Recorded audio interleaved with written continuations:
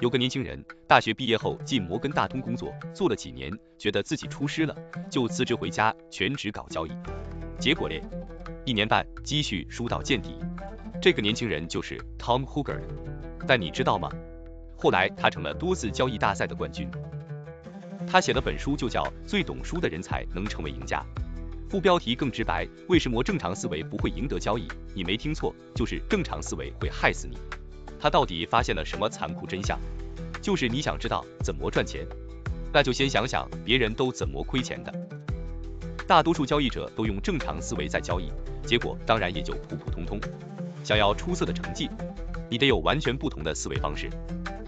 交易跟投资不太一样哦，投资市场长期下来是7赔2平1赚，但在交易里面，99%的人都在赔钱，只有1%在赚。而这1%的人做了那99%的人做不到的事。作者说，关键就在于如何成为一个优秀的输家。听起来很怪，对吧？但你想想看，面对亏损的时候，怎么做到不焦虑、不失衡、不带情绪，也不怨恨市场，更不想着要打平？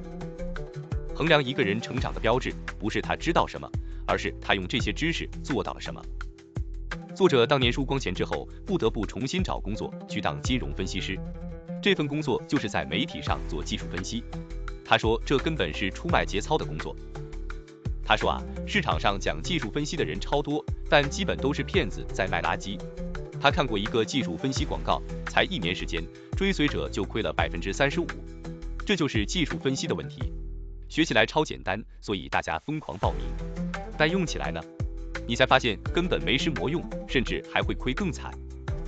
讲真的，技术分析其实就是量化，是一整套买卖规则，靠概率去改变胜率赚钱。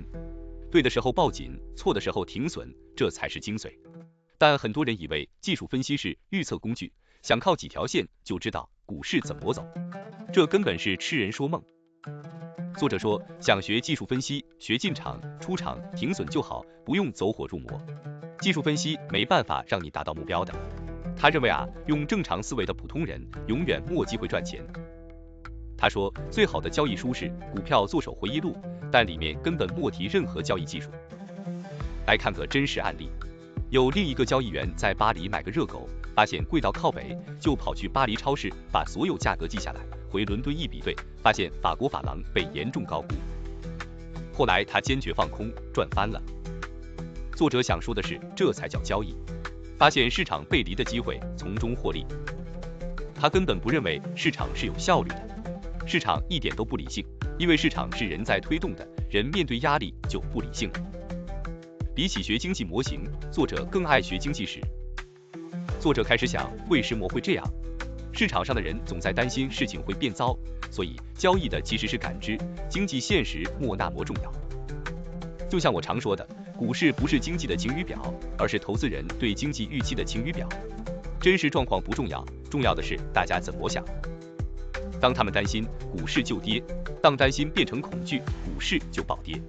所以在恐惧中放空，在乐观中做多，就能赚钱。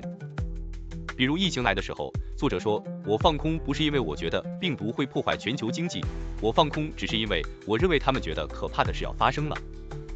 所以交易就变简单了。我的工作就是读懂市场情绪，然后控制自己的情绪。你自己要先冷静，才能理解熊市跟牛市。当你在交易时，你得用跟那99%的人完全不同的方式思考。要成为合格的交易员，你得先对金钱免疫。什么意思？你得转变思维，认清这只是数字游戏。如果你因为数字太大就不敢下手，那就不是合格的交易员。然后你还得抛掉冲动、恐慌、贪婪、愚蠢、固执、绝望这些人性弱点。成功的交易员超级少，就算在专业机构也一样。很多人短期赚了大钱，但很少人能守住这些钱。很多超有名、超资深的对冲交易员，但当他们用自己的钱交易，也会失去纪律。什么意思？就是说如果失去基金公司的风控约束，这些交易员一样没办法克服人性弱点。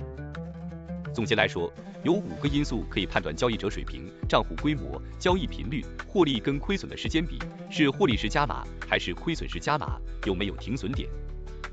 最常见的问题，大多数人都过度交易，往往输光所有钱。再来就是亏损加码，这也是输掉本金的根源。记住，这市场赚钱的永远是少数人。当99%的人都用正常思维交易时，你要做的不是跟风，而是反其道而行。输家与赢家的差别，从来不在于谁比较聪明，而在于谁敢承认，在这场游戏里，常识就是陷阱。